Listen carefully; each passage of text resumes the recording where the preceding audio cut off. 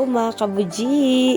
Samahan niyo kami today sa aming gala sa Basil Pizza and Pasta sa Marikina with the side trip on Cloud9 360 degrees view sa Antipolo City. So from here, dito sa Malolos, Bulacan, 55 kilometers away ang Cloud9 360 view. Kasi yun yung uunahin natin dahil ang Basil Pizza and Pasta ay 2 PM pa nag-o-open. So naghanap kami ng pwede pa namin galaan dahil nga 2 PM pa naman yung opening ng Basil Pizza and Pasta. So nahanap nga namin itong Cloud9 360 degrees view sa Antipolo City. Ayan. So eto na yung ating travel. So madadaanan natin ang Robinsons Metro East and SM City Masinag. Very okay naman ang flow ng traffic. So wala tayong problema dyan. Nag-travel kami around 10 AM para around 12 o'clock nandun na kami sa Cloud9 360 degree view sa Antipolo.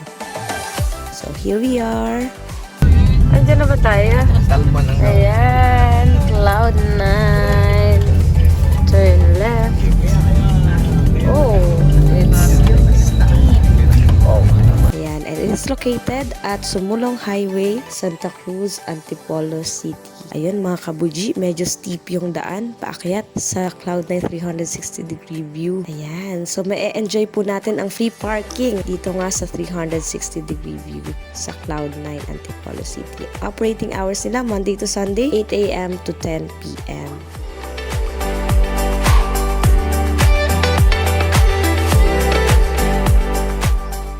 Ang entrance fee natin ay 100 pesos per person. Kung talagang papasok ka sa museum at aakyat or tatawid dun sa hanging bridge. Libre po dito sa part na to. Pwedeng magstay ang ating mga kasama kung hindi nila kayang tumawid doon sa Sky Bridge.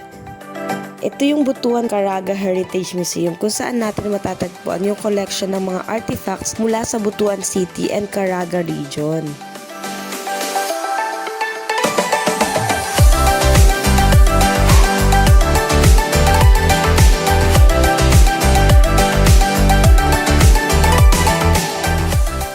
Hello, tatay!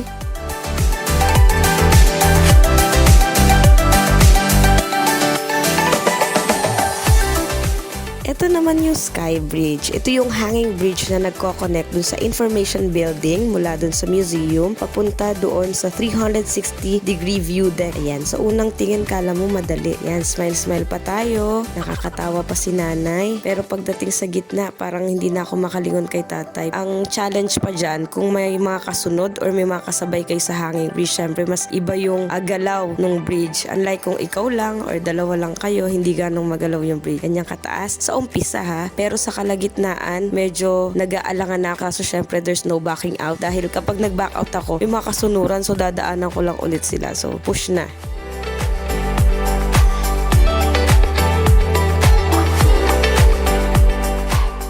Ayan. So, eto na tayo sa 360 degree view deck wherein dito natin makikita yung view ng buong Metro Manila and Antipolo City. Kaya tinawag talaga siyang 360 degree view deck. Cloud9 360. May mga love locks dyan na pwede para sa mga couples. Yan, ang ganda. Especially siguro kung sunset and sunrise yung ma-experience natin or ma-witness. Tapos pababa, hindi na tayo ulit dadaan dun sa hanging bridge. So dadaan na tayo dun sa metal walkway. Habang pababa, papunta sa metal walkway, meron pa ring mga paintings. Like a museum din ng mga paintings. So mas safe na ang pagbaba.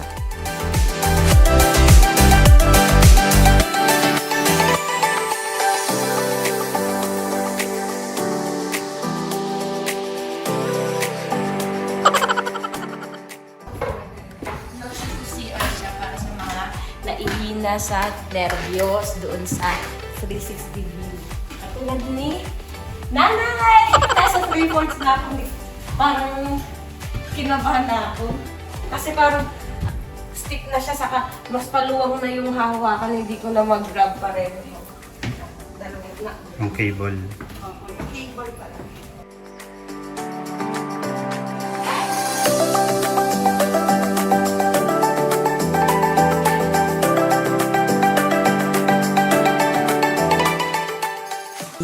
nandito na tayo sa metal walkway kung saan ito na yung nagko-connect mula dun sa 360-degree view deck building papunta doon sa information building kung nasaan nandoon yung museum. So, pabalik na tayo.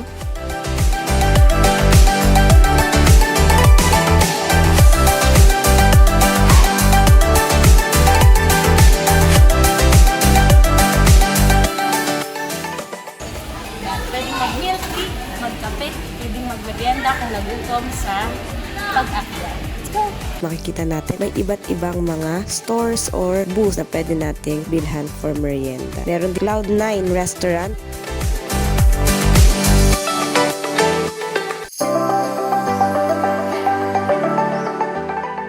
Tapos dito, may nakita kaming chapel. Open siya for everybody. Tapos, maganda din yung view niya.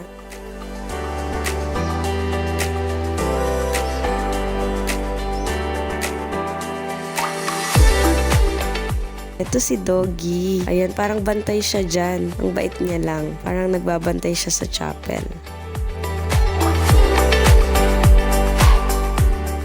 So, ayun. Tapos na po tayo sa Cloud9 360-degree view sa Antipolo City. We are now ready. At gutom na kami. Pupunta na tayo sa talagang target natin, ang Basil Pizza and Pasta, na ilang minutes away lang naman from Cloud9. From Cloud9, 10 kilometers away yung Basil Pizza and Pasta.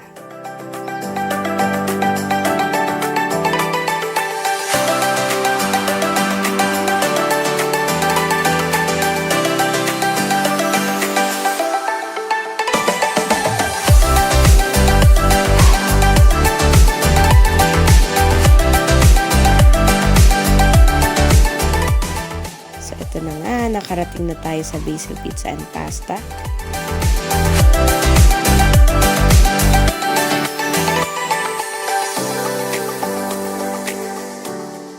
So, free pizza if isang dito birthday with us. Located siya sa Hill Fernando Avenue, Barangay Santo Niño, Marikina, Metro Manila. So the good thing here guys is that pinapapasok naman nila ang customers na mas maagang dumating kesa sa 2 p.m. Mas maaga tayo dumating kesa sa 2 p.m. 2 p.m. kasi talaga yung store hours nila. Pero pwede na. Opening hours po ng Basil Pizza and Pasta ay from 2 p.m. to 11 p.m. Actually, ang famous branch ng Basil Pasta and Pizza ay sa El Nido, Palawan talaga. Good thing na meron na ding branch dito sa Marikina para sa mga tao na hindi na kailangang punta sa El Nido, Palawan para ma-experience yung famous pizza and pasta ng Basil. And I think magbubukas na din sila sa isa pa nilang branch sa Pasay. Pwede natin i-check mga kabuji ang kanilang page para maging updated tayo sa kanilang opening sa next nilang branch. So kung mapapansin nyo, alfresco itong resto nila, no guys. So open air, hindi naman mainit kahit na hindi air conditioned yung area kasi may mga trees din around.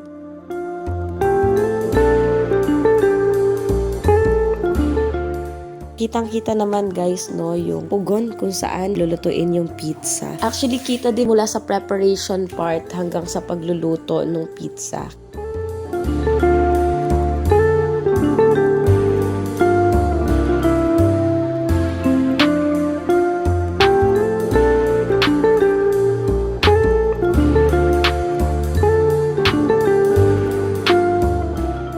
Meron din silang create your own pizza experience, lalo na kapag sa mga days na hindi ganun kadaming customers and they can afford to let the customers create their own pizza. They would allow you to create your own pizza. Pero sa experience namin, hindi na namin tinry kasi nagugutom na din kami. Gusto na namin serve yung pizza. Hindi naman ganun katagal i-serve. Ayan, kitang-kita yung mga ingredients, paano pinrepare nila kuya.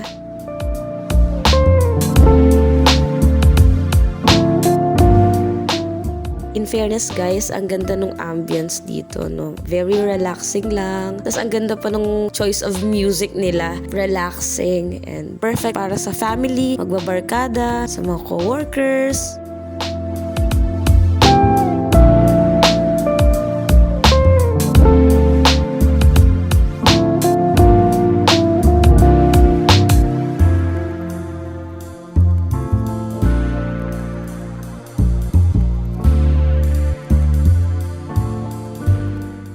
And si Aya medyo naiinip na siya to try the basil pizza and pasta.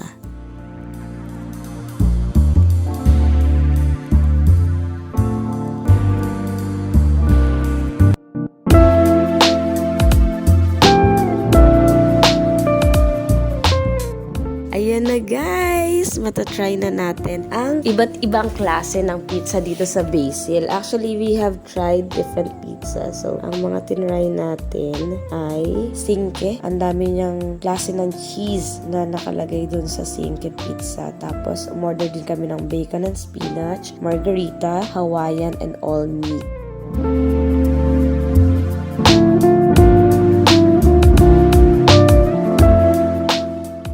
Order din kami ng chicken wings and different kinds of pasta.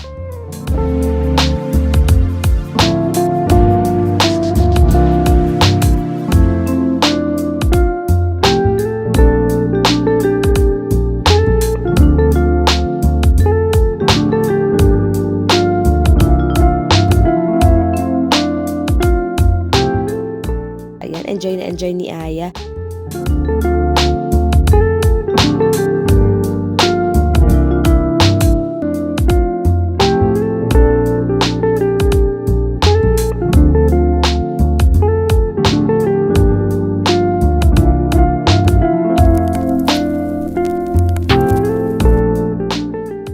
Tapos, after namin kumain guys, pinarate namin sa members of the family yung lahat ng types ng pizza. And nag-rank 1 ay yung Cinque pizza, yung merong 5 types of cheese. So, you should try it too guys pag masyal kayo dito sa Basil Pizza and Pasta.